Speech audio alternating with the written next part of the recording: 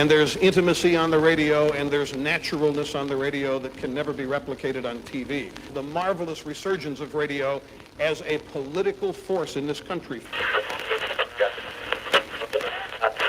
News-related radio programming is evolving.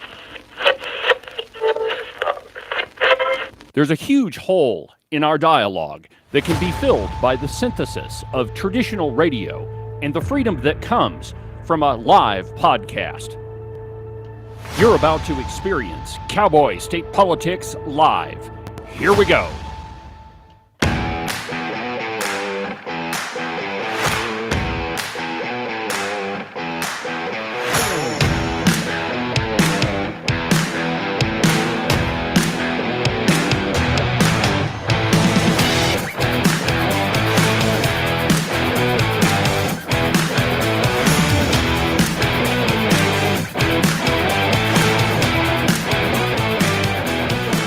Good morning, my friends, and welcome to another incredible installment from very high above all the puerile and bombastic twits in the Wyoming mainstream media. This is Cowboy State Politics. I, of course, am your illustrious host, David Iverson, firmly ensconced behind the silver Cowboy State Politics microphone and broadcasting to you from the base of the Bighorns at the Cowboy State Politics Studio in Sheridan, Wyoming. Good morning, my friends, and welcome to the program. Happy Thursday. Joining me in the studio is my good friend, Representative Ken Pendergraft. Ken, welcome to the program. I am not a bombastic twit. No, but there are lots of them around. Okay, because I've been either one independently, but I don't know that I've ever been called them at the same time. Yeah, well, I mean, if you're a red coat, which of course you're not, I mean, there's several insults we could throw your way. I mean, we've had lots of examples of that during this legislative session, and so I kind of just make a list of all the great insults that I could throw their way. We live in different worlds, David. We do. We do. We do. I listen to you, and even down the session, I find time to just kind of keep track of where you're at, and it is so surreal to be down there for that intense couple of months. I wake up about 5:30, and I generally start reading, and have to be over there at the Capitol. Maybe 7:30, 8 o'clock. It depends, and have some sort of a meeting beforehand, and the session starts at 10, and there's usually about 5 minutes in between, if that. And then at lunchtime, there's another meeting, and I think most of the time I didn't get a chance to eat. You rush out of that, back down onto the floor, and you might be there until 5, 6, 7 o'clock at night. And then you have another meeting after that, and then caucus after that. You get to bed about 11:30 or so, and your mind is spinning. Oh, yeah. Well, Wyoming's unique in the sense that we don't have a full-time legislature. And I guess unique is probably the wrong word, because there are some other states. Texas, they meet every other year. I would argue that. Okay. We have a full-time legislature. We're just not paid that way. Fair enough. Just a quick recap. In Wyoming, the legislature can meet 60 days every 2 years. So it's broken up 40 days for a general session and then 20 days for a budget session. And the one we just went through was the 40-day general session. And that's a lot of stuff to cram into 40 days. It is, and it is so intense. I've said before, the friendships that you develop down there on that floor and the cooperation between people are not that different from what you do in combat. Maybe that sounds a little bit wild to somebody, but having done both, there are a lot of similarities, and it's just the intense amount of time and where your focus is. And it's been surreal, having been home the last few days. It's like I had to think about, now where's David's house? It's a totally different shift, and you go back and you start seeing people. Oh, I know that person. It's a strange position. Well, one big question I've been wanting to ask you, and I'm sure I kind of alluded to it during the session, but all of the news reports we heard is this is the most divisive place we've ever seen, and this is the worst session. Was that your experience? Not at all. In fact, I think this was quite a bit less divisive in many ways than the last couple of years have been. It was really interesting to watch people like Steve Harshman and Lloyd Larson and Bob Nicholas just feel, I wouldn't say useless, but they had no influence, and nothing that they brought to the table worked. I mean, Steve tried frantically. But one of the things, he's got some ideas that I think have some merit, and we need to look into them. But he'd bring it like as a second or third, Third reading amendment to some bill that was not really related. They're both taxes, and he wants to completely change the tax structure. And, we have committees, we have interims, we have all these things for a reason that allows us to actually think about the repercussions of these, because these are big changes. And he went ahead and pulled this stuff, but he's a person. There's a part of Steve that I like. We both enjoy football, and we've had some nice chats about that. But in my view, he's bound and determined to get his own legacy, even if it is a carved mountain or something. Right. Well, I think that this was a very different session for him, in that the way that business had been done, in years past, well, probably for the last 30, 40, 50 years, I don't even know how many, is that you could bring a major change to, the property tax structure, or, just pick any department in government, and you could bring it at the last minute. And so, for example, the Amendment A, that's now the constitutional amendment that we just passed, that was brought on a third reading amendment to a bill that really didn't have anything to do with what they turned it into. And now it's part of the Constitution. So that was just kind of normal operating procedure when the Redcoats were in power, but not so much. Part of it isn't, and it is and it isn't. The way that of course came about is there was a lot of backroom talking, a lot of, they'd already hashed this out amongst themselves. Well, when Senate File 69, the property tax bill, was on the floor, Ken Clausen got a hold of it and started turning it down a different direction. And that direction deserves some consideration, a little bit of merit. It was obvious that some of them had worked there. But we hadn't been involved in that discussion, and we were convinced that the Senate was going to have none of it. And so even though it may have some merit, we were wasting our time. And so Tony Locke and myself, Jamie Lean, I don't remember which reading it was, second or third reading, there were 21 amendments out there. And we endured about 12 or 15 before I got up and started the trend. We passed our 3 amendments, put the bill back similar to how it had come out of the Senate. We felt that was the only way it had of getting anything done. And they were livid. But how come you didn't include us in this? Because I just said, we came up with another idea. This is what we're going to do. And the votes, they didn't have the votes to change it. Exactly the same maneuvers they used to use on us. But, oh, man, it was awful. J.T. Larson was standing there. How come I wasn't invited? Because you're a redcoat. Anyway. All right. So I wanted to just go ahead. touch on something. One of the things that we're trying to do, the team in appropriations, is for years, we have what they call the golden rod. You can hold it up for the camera so people can see what you're looking at. It's kind of like a checking account statement. You really can't see anything. And even if you could, you wouldn't know what it meant because it's very complicated. There are a lot of accounts on there, and I think they're used in large part like a shell game, so they can move money around, and it's really hard to follow and see exactly what they're doing.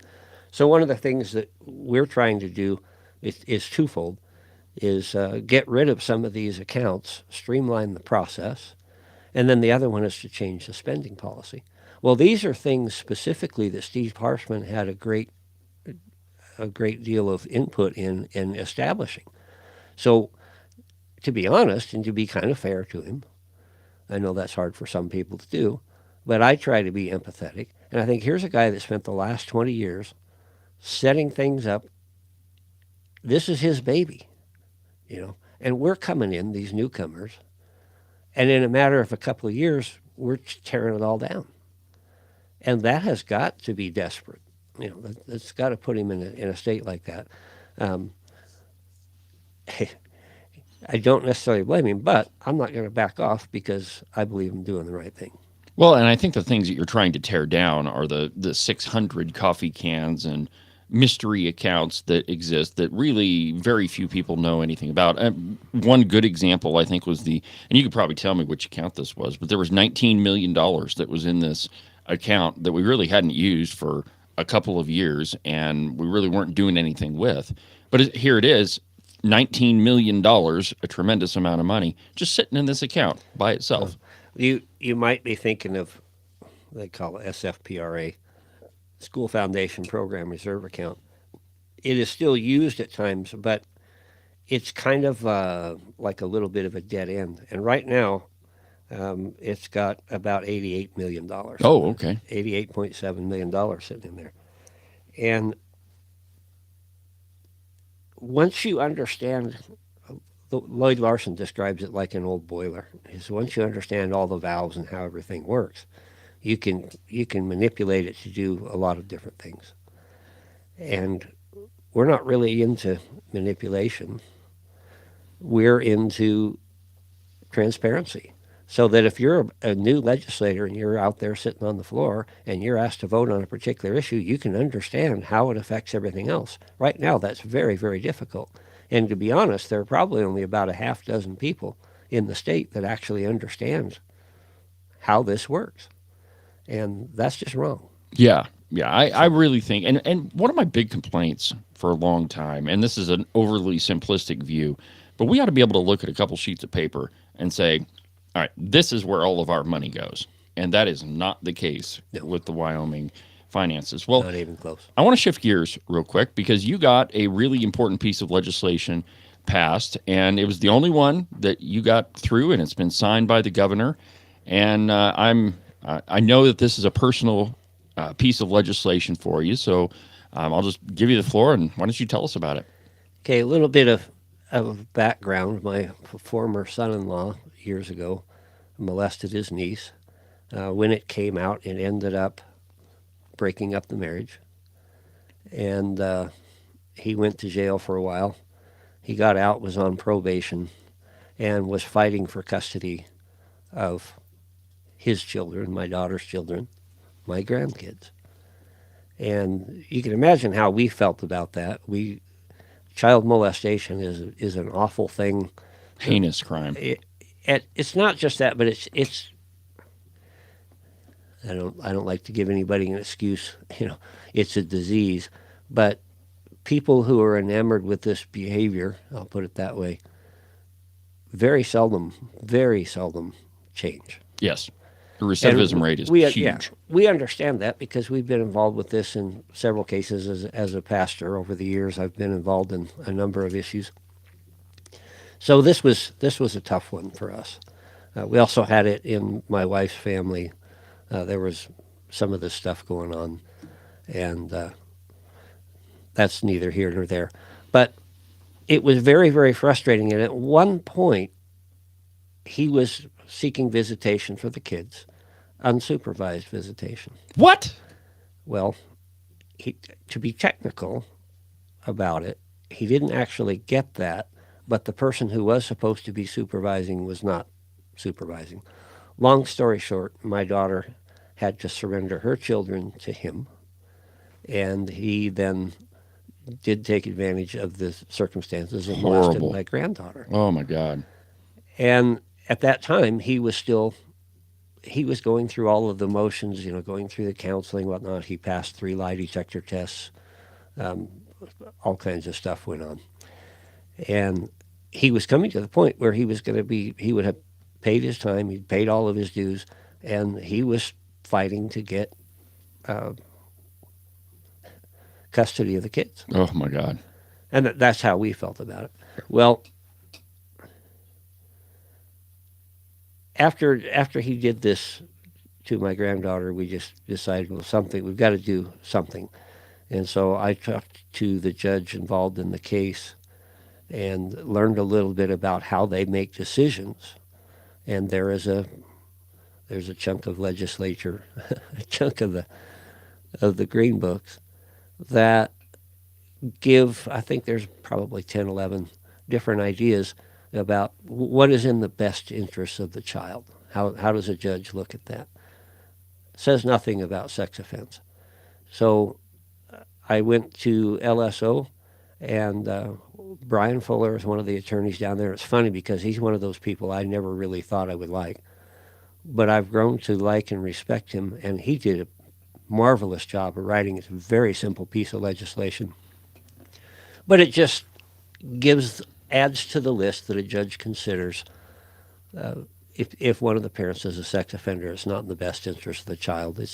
They call it a rebuttable presumption, meaning there are certain circumstances a judge could consider doing that, so it's not a tight absolute.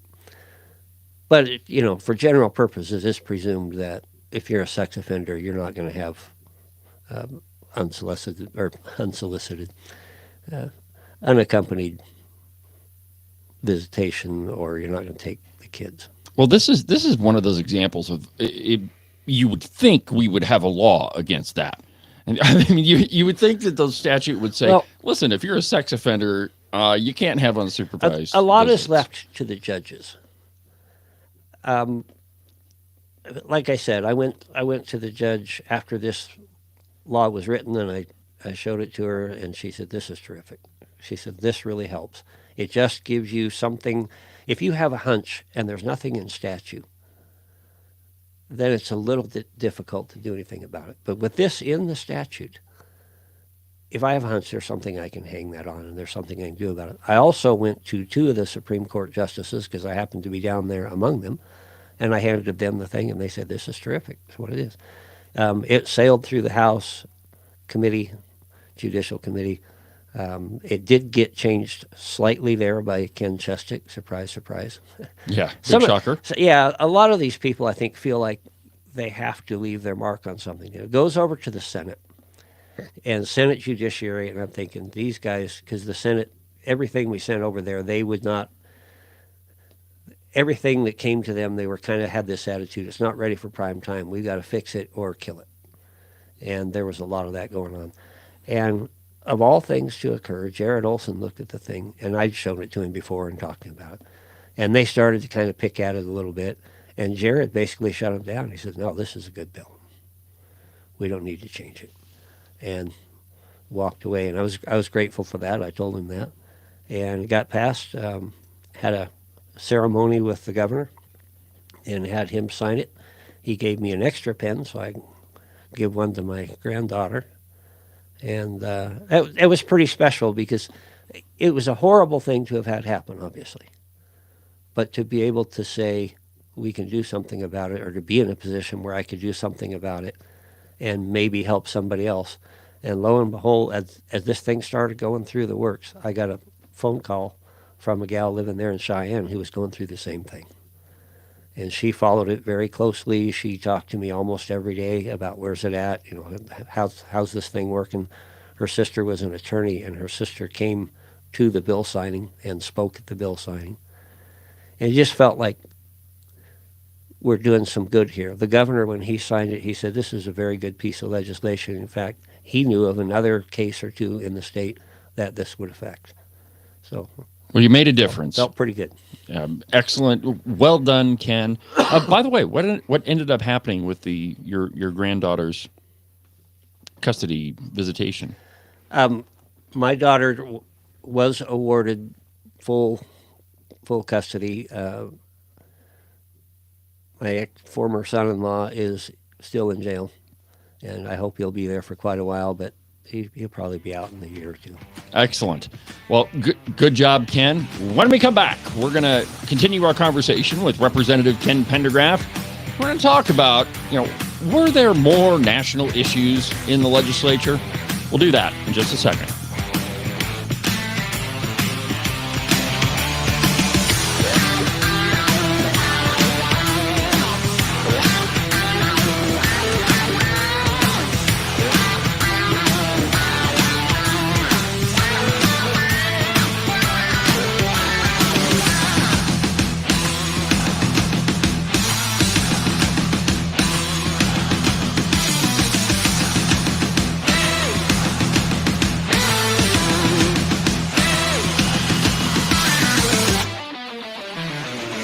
You are listening to Cowboy State Politics Live. You can listen to the program on YouTube, on Facebook, on X, on Rumble, pretty much everywhere. It's almost like I'm omnipresent. If you miss an episode of Cowboy State Politics Live, you can always go to the live replay, which is located at the website, cowboystatepolitics.com, under the live replay button. You can listen to the live program every Tuesday through Thursday. Well, that's right now during the legislative session, but coming soon, Tuesday through Friday at 8 a.m. You can listen to the Cowboy State Politics podcast anywhere that you get your podcasts. iHeartRadio, iTunes, TuneIn, really any of them will work. But the easiest place is just to go to the website, cowboystatepolitics.com. There you can find all of the shows, as well as any of the articles that I might bring up during the course of a program. That way, if your name is Joe Biden and you can't remember if you had your pudding today, well, I probably can't help you with that, but I can definitely tell you why you should have never ran for president. And now, back to our program.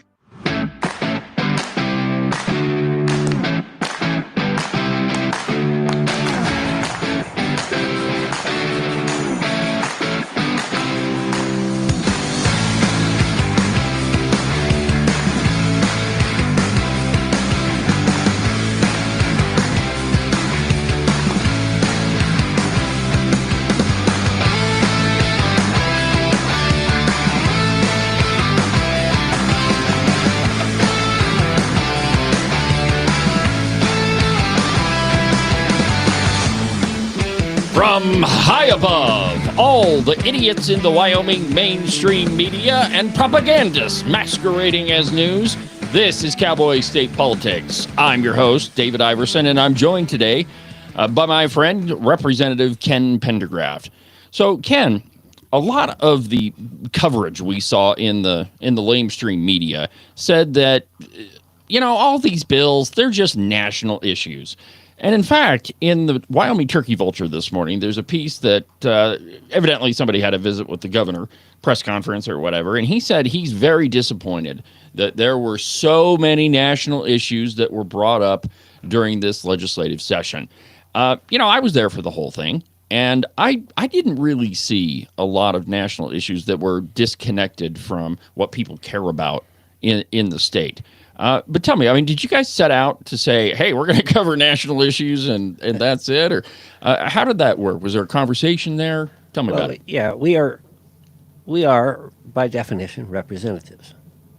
If you're going to represent somebody, you ought to have some sort of an inkling, an understanding, and what are they interested in? So we went out, a lot of door-to-door, and a lot of knocking on doors and talking to people and listening to them. We did some polling, and the answers were remarkably the same. And the reason they were focused on what some would call national issues is because that's where the people are focused. They go home, they watch Fox News. I can't tell you how many emails I'm getting lately that says, how come Wyoming doesn't have a Doge? We do. It just takes a while. Yeah. ESG. We bring that up. We bring up DEI, these things. Oh, this doesn't happen in Wyoming. All the election integrity, every time something was brought up, about election integrity, that's not a problem in Wyoming. There's no issues with ours. Yeah, we've talked about that quite a bit. There are issues in Wyoming too, in all of these things. So we listened to the people. We brought the things that they were concerned about to the floor, and we passed them. We didn't take the whole 10 days. We did it in 8, and we proved that we could do the work of the people. There are statewide issues that, of course, we're all in. It's kind of, there are people who are really involved in statewide politics, and they understand the issues and what's going on there. And there's kind of an elitist attitude among them, especially if they happen to be an elected legislator.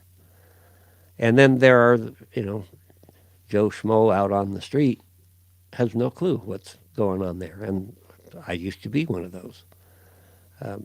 So that's why we took the direction we went, because for once, these people in Wyoming are now saying, you know what, the guy that I sent to Cheyenne went and did the things that I'm concerned about. And that makes a difference. And, take election integrity, for example. If there's nothing wrong and we add some laws on top of it, as belt and suspenders, they would call it in Cheyenne speak, it doesn't hurt anything. It simply clarifies what we're talking about. Well, I think a lot of this boils down to very, very conservative issues, or what we might say are conservative issues. You mentioned a couple of them: the ESG investing and the diversity, equity, and inclusion. Most conservatives are pretty well against those things, but in my conversations with Representative John Baer, who is your chairman on appropriations. By the way, I'm going to be talking to him later on this afternoon, and we'll play that interview on Saturday. So I'll talk about some of this with him. But one of the things that I think got lost in the conversation is that it wasn't just what Ken says he heard going door to door, or what Abby Angelos says she heard going door to door. The Freedom Caucus did some polling, actually quite a bit of polling, and the five and dime plan, which those 5 bills, the 5 priorities that you guys had, election integrity, ESG, there were a number of them. Tax relief, yeah, the big one. Those were, as I understand it, the top 5 issues that came out of the polling that was done. So these are the 5 things that people are concerned about, and that's what you guys went after.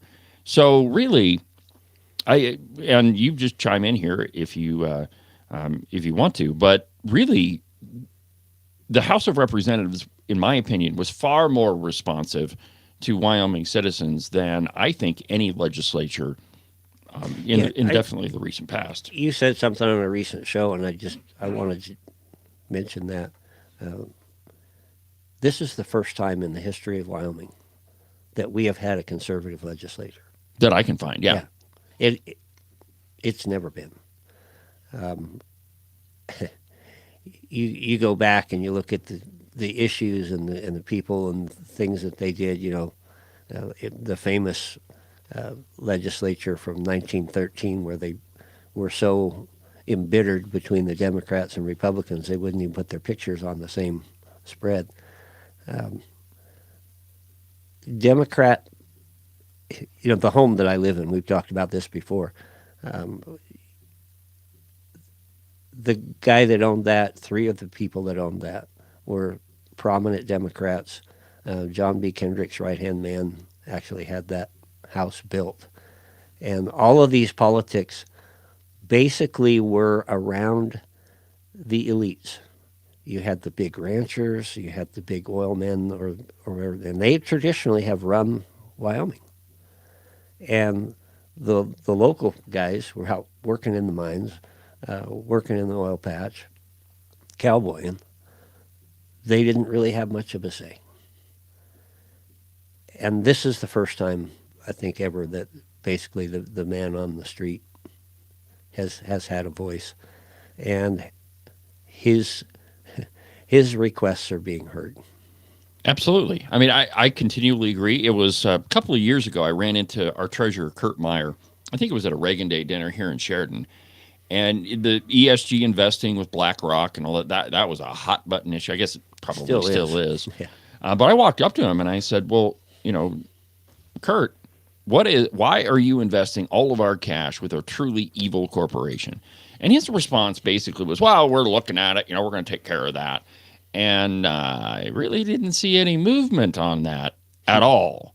And so, I think that's still, pretty high up on people's list. And, now, and who knows if the governor's going to sign it or not. Well, now even BlackRock is backing off themselves because there's been enough pressure from enough states and enough fund managers that a lot of these things are changing. And, from Kurt's perspective, he has his fiduciary responsibility to do the very best that he can. And if you handcuff him, it does make it much more of a challenge. It makes it much more difficult. And quite frankly, several of the fund managers that work with and for him probably wouldn't even be interested. They go make money doing something else for somebody else. So it's not just as clear cut and dry. It says, if you got DEI on your agenda, we're not going to talk to you. Well, and the Or truth, ESG, excuse me. yeah, the truth is most companies have some involvement with ESG, and really, I think it's an economic. It's an economic reason why they are, because it's very difficult for a lot of bigger companies to do any sort of business unless they have that stupid ESG statement, or they at least play like they're concerned about environmental, social, and governance. It's part of playing the game, and fortunately, because the national mood is swinging to the right, that game is changing. Yeah. Well, we're going to take another quick break, and when we come back, I've got a couple of other, hot button issues to talk about with our pal Ken Pendergraft. But we'll do that here in just a second.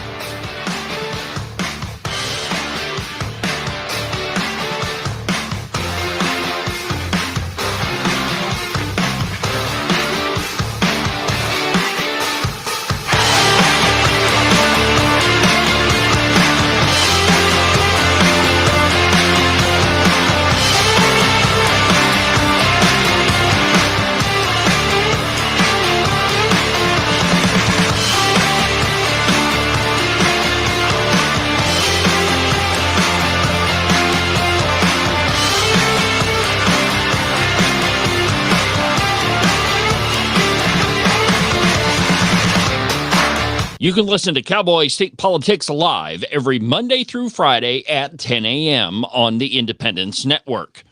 Make sure that you subscribe and follow the Cowboy State Politics podcast. You can do that from the website, cowboystatepolitics.com, or anywhere that you get your podcasts.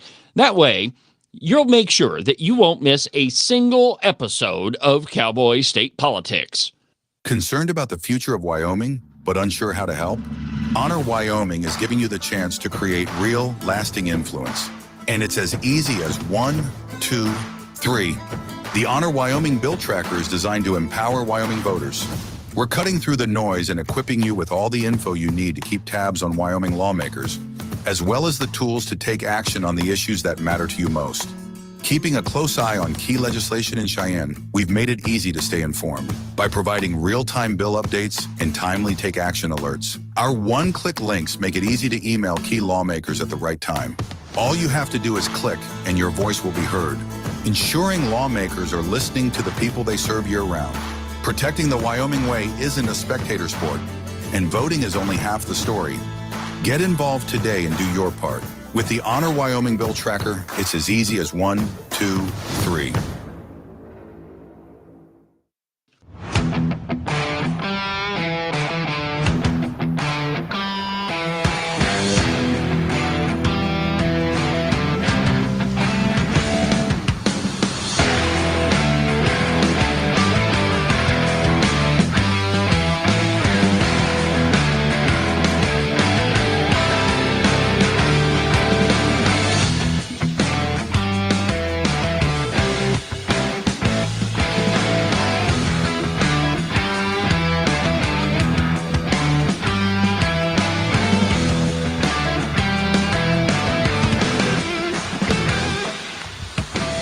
Welcome back to the program. It's Cowboy State Politics, and I'm your host, David Iverson, documented to be almost always right 99% of the time, a record that nobody in the media should even try to come close to, though I really wish they would. It'd be a big change if we didn't have a bunch of redcoat-loving, lying media running around. And I'm joined on today's program by Ken Pendergraft, representative of House District 29, right? That's it. We're sitting in my district as we speak.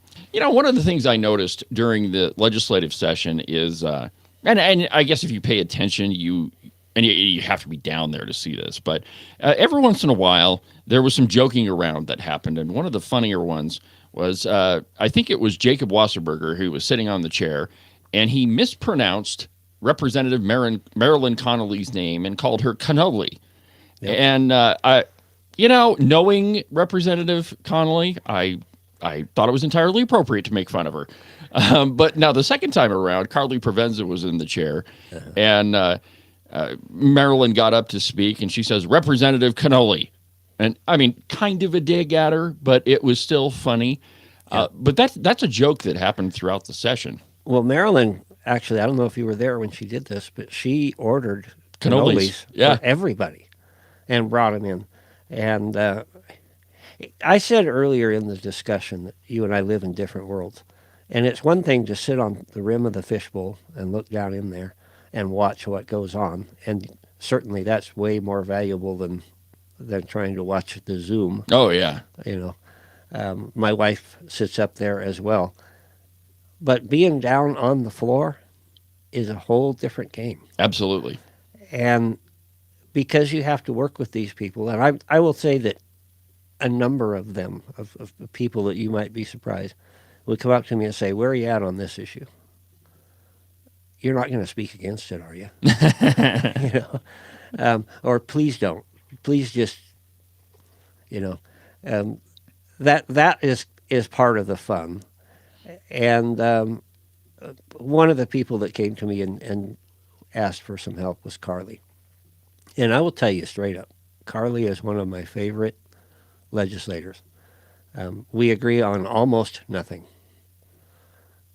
She has given some very impassioned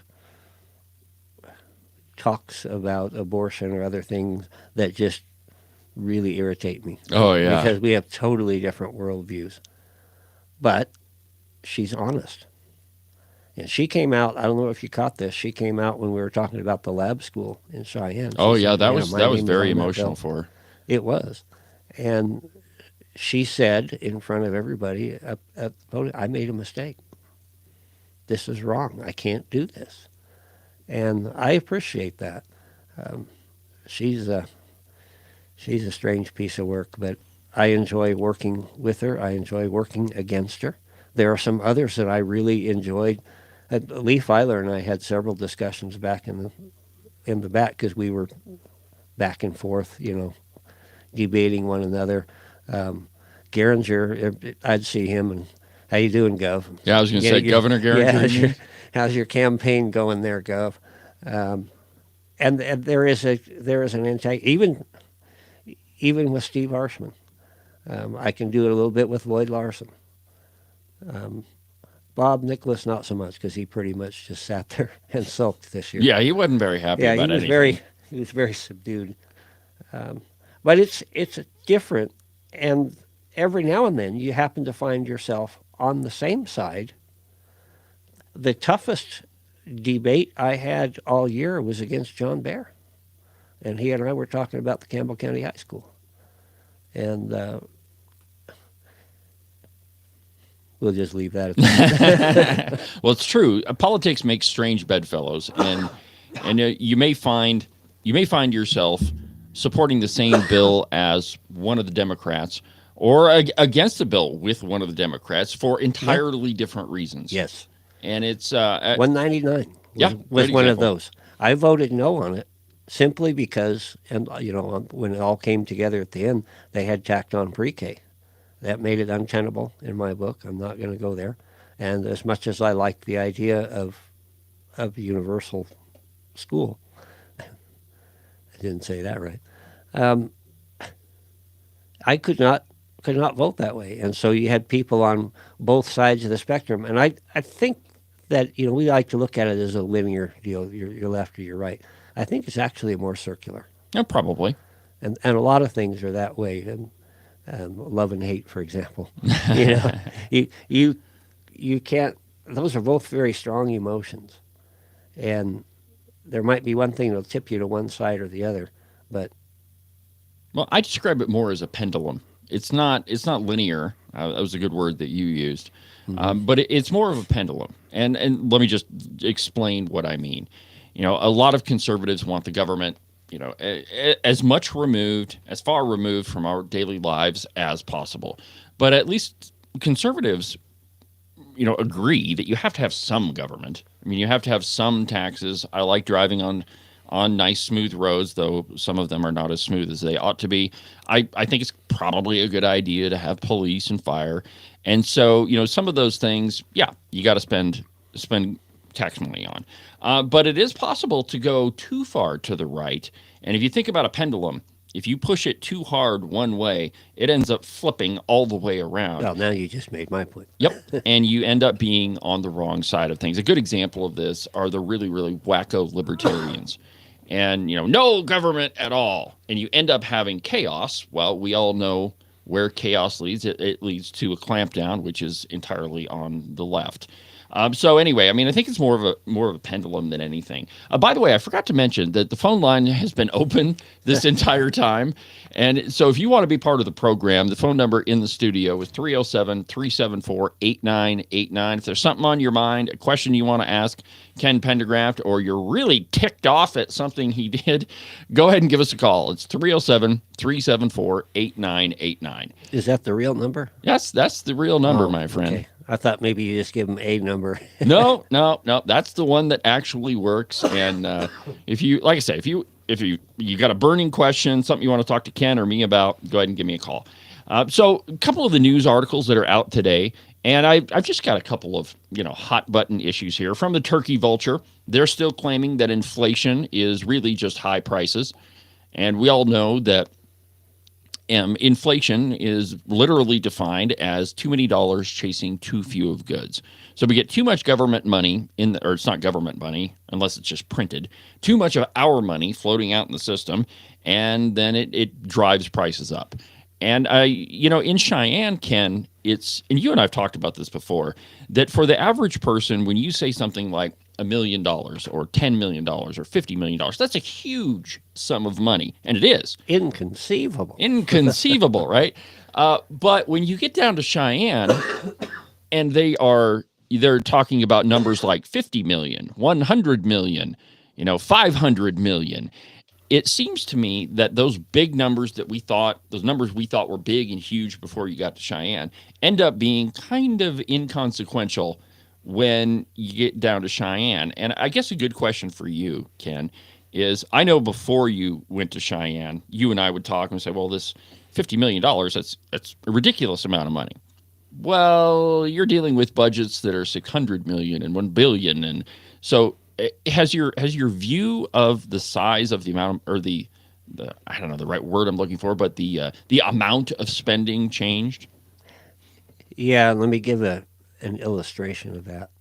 I spent about 4 years living in Germany and driving on the Autobahn. And you might be driving 110, 120 miles an hour. And when you get used to that, it's no different really than driving 60. It is different. But the crashes are different. You get kind of recalibrated. It was funny because when we're having these discussions, a lot of times people say something like $300,000. No, you mean 300 million. Move the decimal over 3 spaces and adjust it. But you get used to just working in a larger denomination. And the principle is still there. That's a lot of money. But it's surreal at that point. It really is. Do you at some point do you get the feeling that okay, well, it's only $1 million we're dealing with, not that big a deal. We can spend $1 million here, no big deal. 30 million really isn't much. The 10 million that went to the now 20 that went to the shooting range thing. That's become kind of controversial. Mm-hmm. Yeah. Anyway, moving on. That 10 million, when you're looking at the grand scale of the billions that we deal with, is pretty minuscule. Yeah, well, it's absolutely incredible, and I'm, my favorite thing to do is sit in the gallery with somebody who has not visited Cheyenne before, and just to sit there and say, okay, now pay attention to this, listen to what they're saying, and invariably, the person that has not sat in the gallery in the Capitol building before will become outraged at one thing or another. A dollar amount or, a vote that they were taking. And, oh, my God, I can't believe they're talking about raising my taxes. That was the lovely Christine's reaction the first time she was down there. In fact, she was pretty infuriated about that. But, a lot of things that happen in Cheyenne, it's easy to kind of armchair quarterback the whole thing. And, often you and I have had the conversation, well, David, it's not that simple. And I said, well, no, Ken, it absolutely is. But the difference is I have the luxury of sitting up here, in my studio and saying, that's conservative, that's not, calling balls and strikes. You, maybe things are a little bit different for you. Sitting on appropriations, one of the things that we do is all of the agencies come in to take the Department of Health. And they'll bring in 6, 8, 10 people maybe. And they start going through their budget requests. And if you listen to each item and you see that these people care about what they're doing, they really believe they're doing the right thing. And, in the back of your mind, government should not be involved in this at all. But you get kind of caught up in the moment and them doing that. And you can understand why this is important to the person that's bringing it. And that you realize that, right or wrong, these monies that are being spent are affecting people's lives. You take that away, there's going to be, it's like drugs. Somebody shouldn't be on drugs, but they are. And you try to yank them off the drugs, you could kill them. And so you have to, I've likened it to a runaway train. You jump up in the cab of that train, and you got to bring it to a slower stall. You can't just slam the thing on, or you'll derail the train and crash everything. And then they'll say, see, we told you couldn't govern. So it is more complicated than it appears on the surface. And everything is so intertwined. It's just, I love to fly fish. And every now and then I'll make a bad cast into the wind or something and get a little bit tangled up. And you start to untangle it.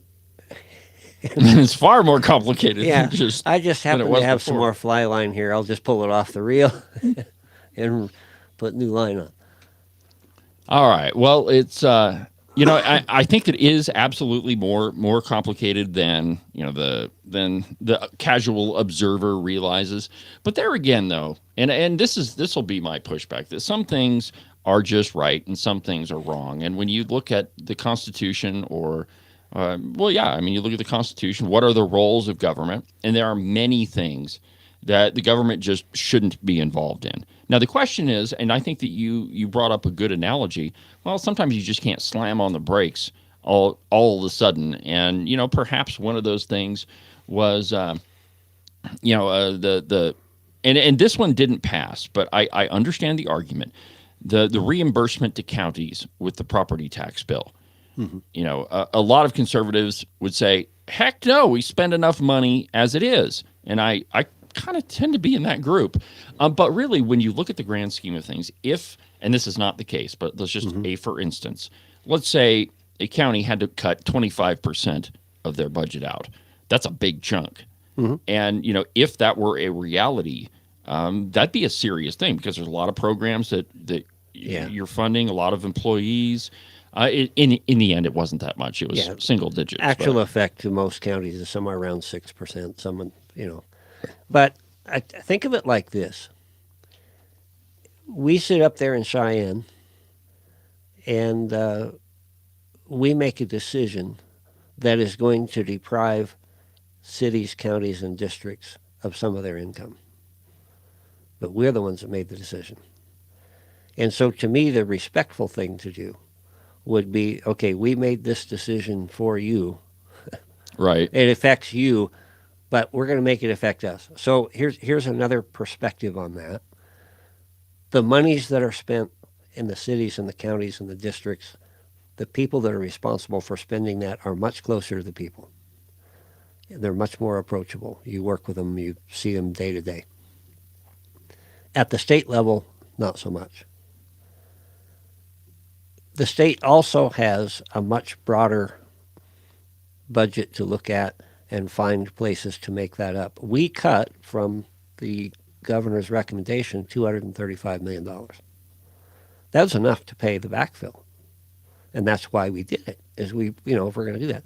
But we felt like it was our responsibility. If we're the ones making the decision, and we're taking away your money. If you decide to lower your mills or something, you're going to have to figure out how to do that.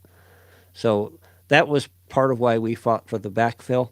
When it comes right down to it, backfill probably not really necessary. So some of those hardliners in the Senate, if you want to call them that, they weren't necessarily wrong either. But this goes back to where we started with this conversation, is the core basic principles don't change. But the numbers change and things get complicated. Yeah. Well, let's go ahead and take a call real quick, Ken. We haven't taken one all program. You and I have been running our mouths. So Jerry from Rock Springs, how you doing this morning, Jerry? I'm doing very well. Thank you. Well, what's on your mind? I've got Ken here. You're going to let him have it if you want to.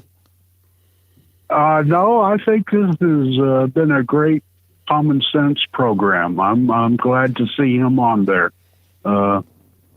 That's the main thing I wanted to comment on was this has been an excellent program. Well, thank you very much. I appreciate that. Maybe we'll do it a little more often. Well, that would be good. That would be very good. All right, Jerry, I appreciate it, my friend. You have a good afternoon. When we come back from the break, we're going to continue our conversation with Representative Ken Pendergraft. We'll wrap up the program in just a second.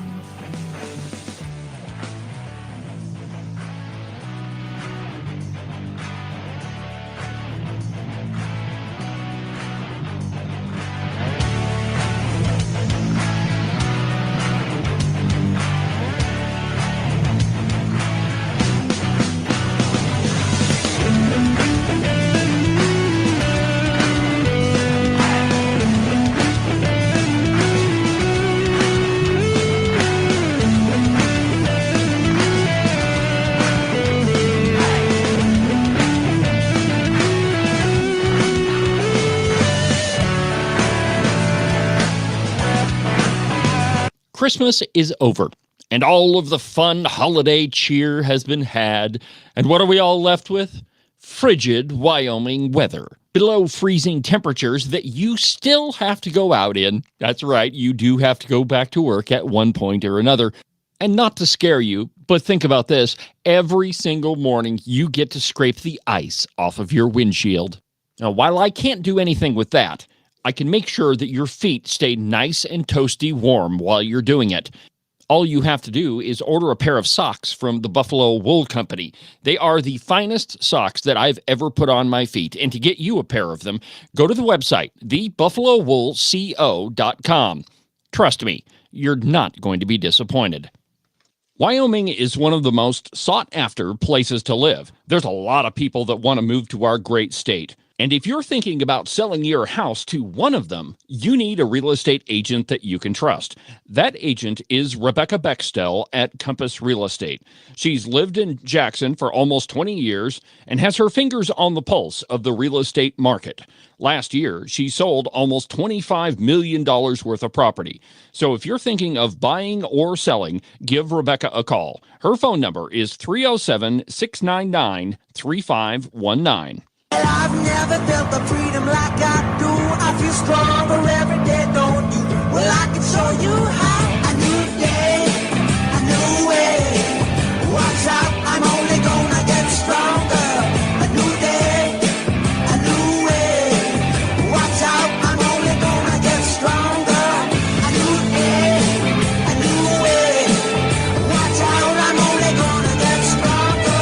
A new day, a new way. Watch out, I'm only gonna get stronger. I've never felt the freedom like I do. I feel stronger every day. I'm only gonna get stronger. Cowboy state politics is only going to continue to expand. This program is not going to stop. You can listen to it on YouTube, Facebook, X, Rumble. Don't forget about the Cowboy State Politics podcast. It's almost like I'm omnipresent. Or if you're a redcoat, it may seem like I'm just not going away, which is absolutely the truth. I'm joined in the studio this morning by Representative Ken Pendergraft. He's been with us all hour. It's been a while since we've been able to do this, Ken. You know, you've got this job down in Cheyenne where you're spending other people's money. I'm just glad we got you out of there, so you can't spend any more of it. It's not just other people's money I'm spending. It's kind of expensive to live down there where if you eat out. Oh yeah. It's the lovely Christine was pretty happy when I came home and, not spending a tremendous amount of money. Hey, I got a call last night from a listener, and they were at I believe it was a school board meeting last night, or a city council, or some meeting up in Ranchester, and Representative Lori Bratton was up there and trying to go through all these property tax bills. And my biggest frustration with this, Ken, is that we have a ton of exemptions. And it just seems like the list is never ending. And I mean, it's really confusing for the average Joe to look at this and say, okay, so what are my property taxes going to be? And I noticed that you've got a sea of papers over there on the other side of my desk. But yeah, I can't keep it in my head. So. But some of them, it looks like you've got a breakdown of what the property taxes are actually going to look like in Sheridan County and, kind of some other places. So go ahead. Statewide, Senate File 69, which we did pass, what it does is it's a permanent thing, so it doesn't go away. If you're already taking advantage of the long-term homeowner exemption, which we got by a year or two ago, then you'd have to pick. You can pick one of these or the other. This exempts 25% portion of your residential property and improved land. Next year, it is limited to owner-occupied residential property. I believe the county offices need a little bit of time to adjust and set that up. And that begins in tax year 2026. There is no backfill, meaning that the cities and the counties don't get anything. Oh, the horror. Back, the horror. But if you look at, and I just have Sheridan counties here, this is the general revenue for Sheridan County, $24.9 million. And the reduced property taxes, the amount of that is $1.7 million, or 6.7% of their total budget. It'll affect some things. And of course, they will pick the things that make it look and hurt the worst. So we're going to be firing some policemen here? Yeah, we might have to take all of that $3 million flower pot and scrap the metal out of that. That's a great example, Ken, because the flower pot, which I've talked about on the program a lot, in fact, it infuriates me, but they spent right around $3 million on it. Yeah. $3 million to create something pretty, which I don't even really think that it's that pretty. Maybe it'll change this summer, but whatever, $3 million. Well, the actual impact of Senate File 69 is right around half of that. Yep. A little over $1 million. So really, the impact to county, statewide, not that big a deal. I talked to the president of Sheridan College, Dr. Tribely, and we figure it'll cost him about 2% of gross revenue. Okay. There isn't a budget in the world that couldn't absorb 10%, and we're nowhere even close to that. Yeah. So, and if the People's Initiative passes, you can double that. Now it's at 4%, and it might be about 12% for the city. That's something. You're not just going to walk away from that. But how many of us had to adjust our budgets over the last 4 or 5 years when our property tax nearly doubled? All of them. Everybody. Yeah. So what's good for the goose is good for the gander, they say. Well, I absolutely agree. And, the spending trajectory that this state was on, it is and was absolutely unsustainable. Outside of the appropriations room, you guys had a framed picture. It wasn't a picture. It was a spreadsheet. And it pretty much broke down our financial position as a state. It's a long-term forecast. And I've got several pages of that if anybody's interested in listening to this, let me know and I can show you those. But they say, okay, if nothing changes, this is where we'll be in 4 years. If the price of oil drops $40 a barrel, just a small fluctuation makes a big difference. And you start looking at how tenuous we are, primarily on the school side. And of course, we're getting sued because we, quote unquote, didn't adequately fund the schools. We pay enough money on education, but it's not being shuffled into the right places, is my view of that. And so this interim, we're going to have a committee, and our good friend Tom Kelly will be sitting on that committee, and they're going to be looking at the basket of goods, we call it, that goes into funding schools, and how can we do that, and then we'll have to pass some bills coming out of that to carry us farther. And it's going to be really interesting to see what comes out of that. Wyoming is a little different in that we're constitutionally obligated to fund our schools apparently as much as they want. For better or for worse. Yeah. Article 7, Section 1. If you ever have any question about who was in control of this state at our founding, it was not conservatives. No. And I mean, there's a fascinating story behind that, but yeah, you're absolutely right, Ken. Well, we've pretty much burned up another busy broadcast hour on the program. If you're in Sheridan and you have nothing else to do tonight, or if you want to talk to some of your elected representatives, there's going to be a Patriot Chat. I believe the sign-in is at 6:00 at the Ramada Inn this evening in Sheridan. From what I understand, most, if not all, of our elected representatives are going to be there. So if you got a question for them, if you want to find out why some bills passed, why some didn't, if you're irritated at them, if you want to continue the conversation with Representative Pendergraft, I assume you'll be there tonight. I plan on it, unless I keel over.